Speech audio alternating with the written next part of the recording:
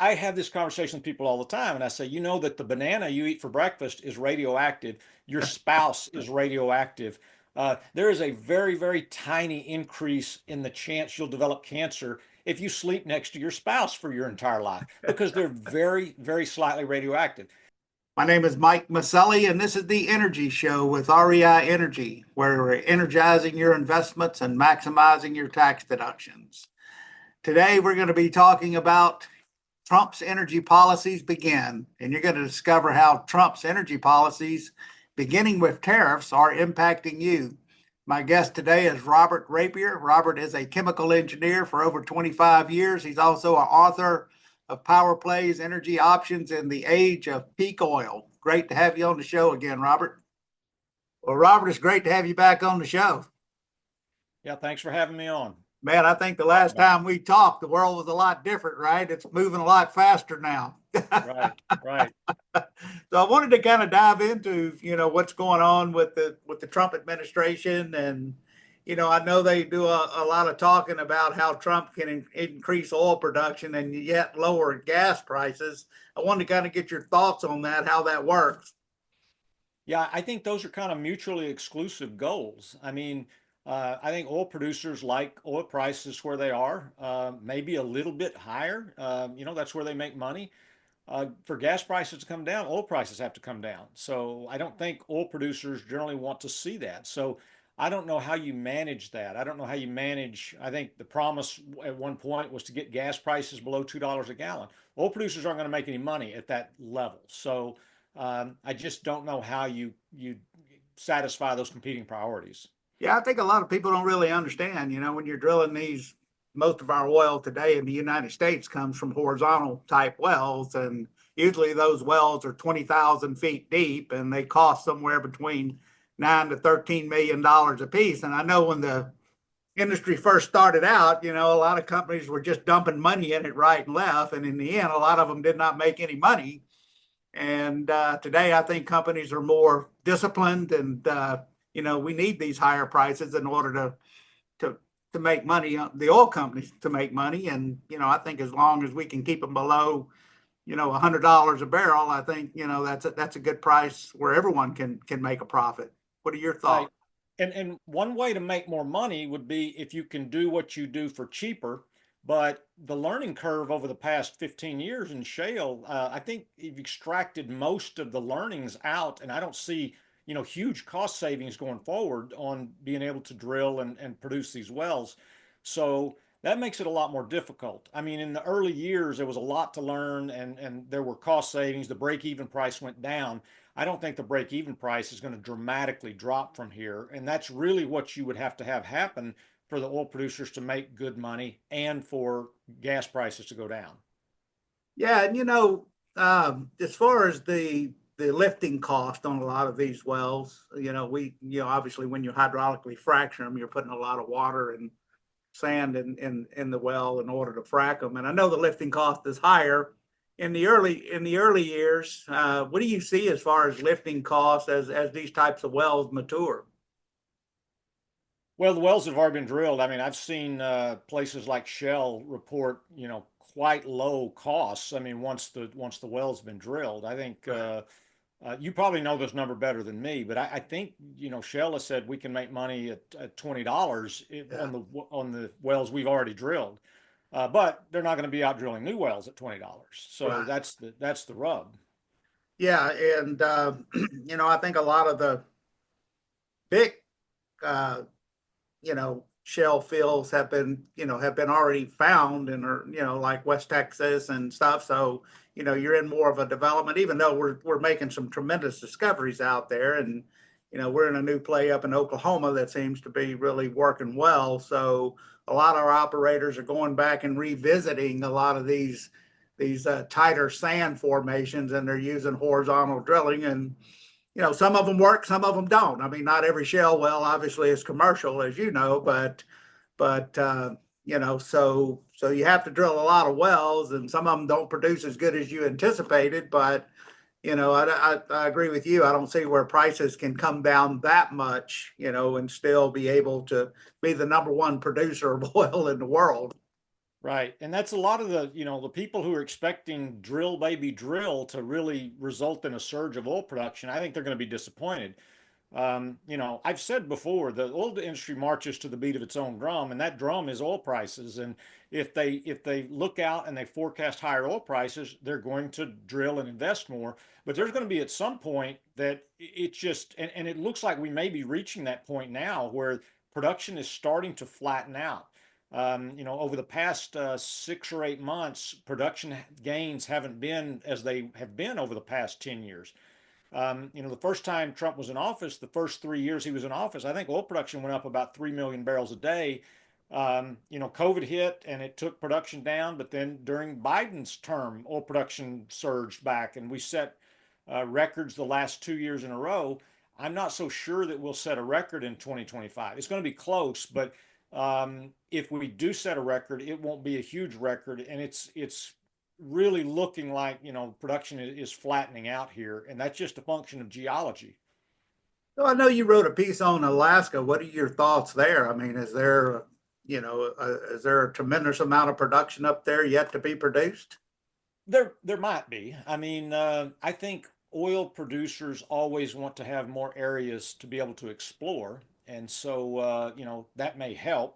But it comes down to cost too. If the cost of production up there is higher, that's going to be lower priority than investing in current fields. So it may require a higher oil price. I don't think we're going to do a lot more production in Alaska at low gas prices. So, but I think taking areas that were put off limits and allowing exploration in those areas, I think oil producers are always going to want to see that. They want to have more areas to be able to look around in. But I don't know what the potential is up there. Well, I know from just what I've read as far as like the Willow field that they're talking about putting online but it's my understanding is that field, is only going to produce about 130,000 barrels of oil a day. I mean, we use over 20 million barrels a day here in the United States. I mean, while it does move the needle, it's not going to move it a lot, I think. Right. Right. Now, you can also see as far as when Trump was talking to Europe, he wants them to buy more LNG and as far as that. So, and I know Biden and his administration, they put these LNG plants on hold. Do you think American LNG will be able to, will we be able to sell that again to Europe? Yeah, so I think that is one thing that I totally agreed with Trump on. I think the pause was a bad idea because, what's happening is we're displacing coal all over the world. So if LNG can shut down a coal-fired power plant somewhere, that is a net good thing for the environment. And if it's not happening, if you say, we're going to stop exporting as much LNG, and China just keeps, pumping out CO2 from their coal-fired power plants, that's not a good thing. And I think the reasoning, I think Biden thought, well, if I stop this, then they're going to shut down the coal plants and they're going to build more solar plants and wind plants. But solar and wind are not replacing coal-fired power plants. Nuclear is, and natural gas is, and so yes, I think natural gas production, which kind of flattened out last year as well. I think there's some more potential there. I think we could boost LNG exports a bit more. So yeah, that's a move that I agreed with. The Paris Climate Agreement is another one. We we're in the Paris Climate Agreement, and I agree we are handcuffing ourselves when the real problem here is soaring emissions in the Asia Pacific region from coal. If you look at our emissions, our carbon emissions have been pretty steady for the last 50 years, and they've actually declined over the last 15. But global carbon emissions continue to soar. And the reason they're soaring is because of China and India and Indonesia and Vietnam and those countries who are building coal-fired power plants. And so by being in the Paris Accord and giving them a pass, we really handicapped ourselves, and we're not going to get really much benefit out of it. What we need is for China to start shutting down coal-fired power plants. Yeah. And they've already proven they don't have much interest in that. And, they want to sell their rare earth minerals to the United States so we can build these ultra expensive electric cars that not many people want. And, but in the end, I mean, China, whether they building a new coal powered power plant every week, right? One a week. Yeah, they've been building a lot, and their carbon emissions continue to grow. I've got a friend who's convinced that China is on the cusp of, becoming the world renewable energy powerhouse. And I keep pointing out to him, more than 60% of their energy consumption is coal. And yes, they have become the world's largest wind and solar producer, but they're also building new coal-fired power plants. So that's why their carbon emissions continue to go up. They're doing a little bit of everything, and what they really should be doing is looking at those coal-fired power plants and saying, can we put a natural gas plant here, or can we put a nuclear plant here instead of the coal? Because I can tell you, we are absolutely powerless to stop the rise of carbon emissions as long as they're doing what they're doing. Well, I'm glad you brought that up because, as far as these compact nuclear reactors, I was at a presentation that the governor gave here in Texas, and they were saying that now Texas A&M, all of their universities run off of these micro nuclear power plants, and that they expect to build more of those here. And so, do you think that'll take off? I mean, around the country? I hope so. That's where I went to school, Texas A&M. Oh, okay. Well, then. That's my colors here. Um, So I would love to see that. I think there's a lot of potential there. And I mean, if you just look at the numbers, and I think a lot of people who have a knee-jerk fear of nuclear power, they don't want to see any nuclear power. And you look at the numbers and you go, there's no other way we're going to get our carbon emissions down. Yeah. Because they think, well, if we don't put nuclear in, we'll just do it with wind and solar. Wind and solar are not shutting down coal-fired power plants. I mean, you could build a nuclear plant to replace a coal-fired power plant. Um, I, and, I and don't. that, Oh, that's go what we ahead. need to be doing. We need to convince people that it's safe, though. I mean, people have been burned by Chernobyl and Fukushima.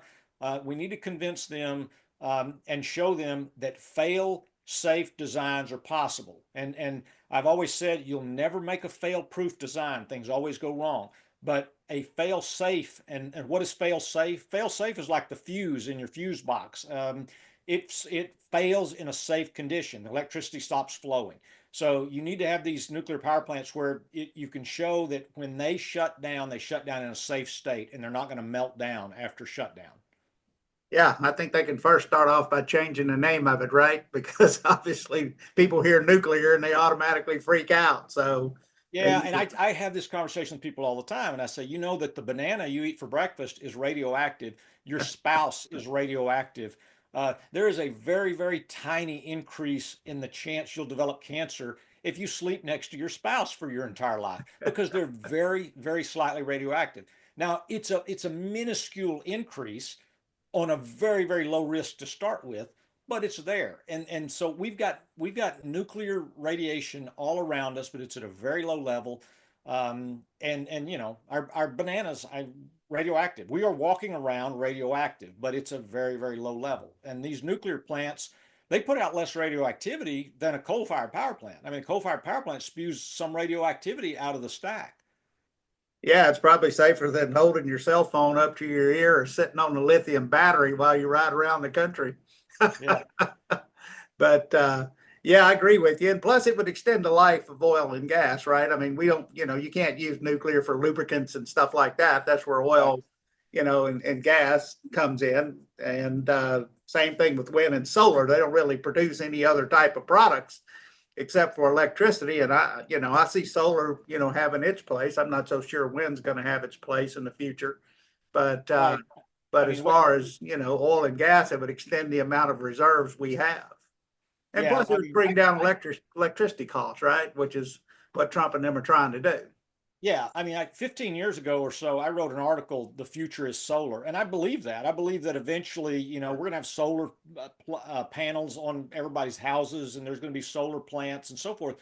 But it's intermittent, and you have to have backups. And a gas-fired power plant is a good backup and complement to solar fields. So, I think we need to have a very diverse energy mix. Solar is going to be part of that. Nuclear needs to be a very important part of that if we're really committed to reducing carbon emissions. The lowest hanging fruit out there, and I can't beat this drum enough. I show this graph every year in Forbes. I'll write an article where I show the world's carbon emissions in Europe, in America and in Asia Pacific. And Europe and America are flat, and Asia Pacific is skyrocketing. And that is where the low hanging fruit is. That's where we have to rein in carbon emissions. Yeah, because I mean, you have what, over 1 billion people in each one of those countries. So, and Right, and that's the real issue. And I've had people say, yeah, but their per capita emissions are low, lower than ours. And I said, it doesn't matter. It doesn't matter if you have low carbon per capita emissions. All the atmosphere cares about is what it's seeing as far as overall carbon emissions. So if you've got half our per capita emissions and 4 times as many people, well, you're putting twice as much carbon in the air. yeah, and as far as a lot of these developing countries, I guess they, like China and like India, they still call them developing countries, even though China's the second largest economy in the world. And I agree with you on the Paris Climate Accord. We should get out of that, because if they're not going to be held accountable to it, then why would we support it? Yeah, and I mean, I think we need to be doing what we can to not Yeah, emit carbon. But if you just look at the problem, the United States carbon emissions could fall to zero, and carbon emissions would still be going up.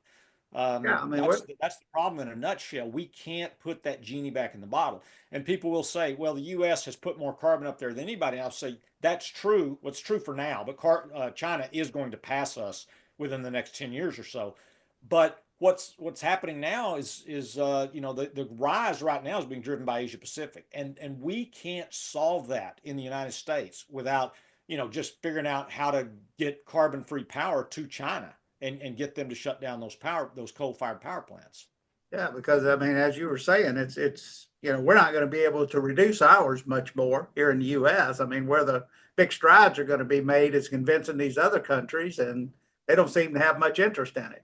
Well, and I don't think most people realize the United States has had the largest decline in carbon emissions of any country in the last 15 years. And the reason is fracked gas displacing coal fired power. We've seen coal fired power decline tremendously in the US, and natural gas replace those power plants. And that has had a tremendous impact on our carbon emissions. We've had a serious decline. And if you could export that out to the rest of the world, we might see carbon emissions finally come under control. It's getting back on natural gas. I mean, we have a tremendous amount of natural gas here in this country, and in fact, in some areas, that we develop in, that in a lot of cases, you have to pay the gas company to take the gas, because obviously you don't have the pipelines to get it out. And so, we need more pipelines in this country. And I believe that Trump and them are going to push that. But during the Biden administration, of course, they were wanting to rip all the pipelines up and, or either dismantle them, not necessarily take them out of the ground. But so we definitely need more pipelines as well. Yeah, and I've talked to people before that they really no concept of the extensive pipeline network under the country. So when you hear a new pipeline, they think, oh, there's 2 or 3 big pipelines in the U.S. and now they want to add another. The pipeline network in the U.S. is like 50 times the length of the interstate highway system, and it crisscrosses everywhere. And people who try to stop pipelines, they say, well, we can't have a pipeline going across a sensitive area like the Ogallala Aquifer. You already do. You already have pipelines there. And if they were leaking and contaminating water, we wouldn't have any clean water in the country, because pipelines crisscross every body of water we have in the country. Every major aquifer, there's probably pipelines going across it. And what I tell people, think about this. Farmers farm above the Ogallala Aquifer, and they dump thousands of tons of herbicides and pesticides on the ground every year. There are cities built on top of it, and yet the Ogallala is not contaminated. What does that mean? It's hard to contaminate. I mean, you got all this sand and all this stuff down to Coal it and everything else. that filters all that out. So it's just not as easy. I think people have this thing in mind that, oh, if we build a pipeline across the Ogallala and it leaks, we've ruined the water for tens of millions of people, and that's just not the case. Well, it's the same thing when we drill, these deep horizontal wells. I mean, obviously, usually the oil producing zone in most cases is at 10,000 feet. And of course, the freshwater zones only go down to 2,400 feet. And of course, we have to, obviously seal those off with pipe before we drill further. and protect all the freshwater zones. But a lot of people really don't get that. And I think a lot of that had to do with the media back, during the Marcellus Shale, when you had a Right. lot of old wells that were leaking from the 1920s that never got plugged. Right. And I tell people that if it was easy for that oil to migrate into the water, it would have migrated. But Yeah. there's, a mile or more of rock between those areas of producing zone and the water, and the fractures don't extend that far. They extend, maybe a few 100 feet, a few 100 yards, maybe. They don't get up into that zone. Um, and or all the oil and all the water in the country would be contaminated with oil because it would have naturally migrated into those areas already. So I wanted to kind of get your thoughts on these tariffs that Trump's going to be enacting this weekend. I mean, do you think that's going to have a major impact on oil prices? I don't think it'll have a major impact on oil prices. The tariffs scare me a little bit. I mean, I personally, I don't think tariffs are the way to go in the economy, and I think it's very risky. Um, we get a lot of oil from Canada. We don't get so much from Mexico anymore. We used to, but we get oil from Canada, and if it's not exempted, yeah, I think we'll see some uplift in oil prices. But I just can't envision a scenario where this goes on for very long. I think it's more of a sort of posturing and trying to bring Canada and Mexico to the table to get a better deal.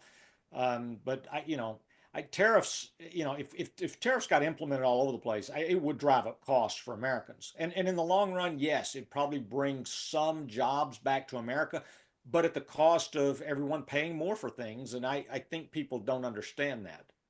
Yeah, and plus the tariffs, as far as that, I think I heard this morning that they may exempt oil from these tariffs. I mean, I think, like you said, it's more of a negotiating tool with the countries, as far as to obviously get what the administration wants out of them.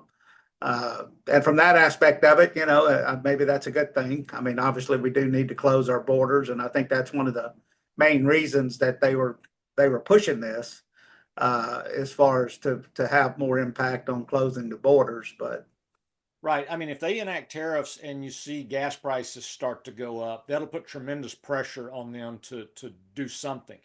Gas prices are one of those, politically, one of those third rails. You don't want to do things that purposely cause the price of gas to go up. And if the tariffs did that, I think you'd see somebody blink pretty quickly.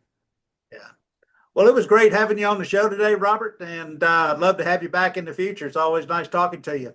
Absolutely, anytime. It's going to be a very interesting year to see how all this plays Yeah, out. it's already started out to be interesting. It's pretty exciting to watch, right? Yep, for sure.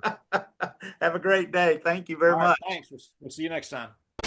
This podcast is a presentation of Rich Dad Media Network.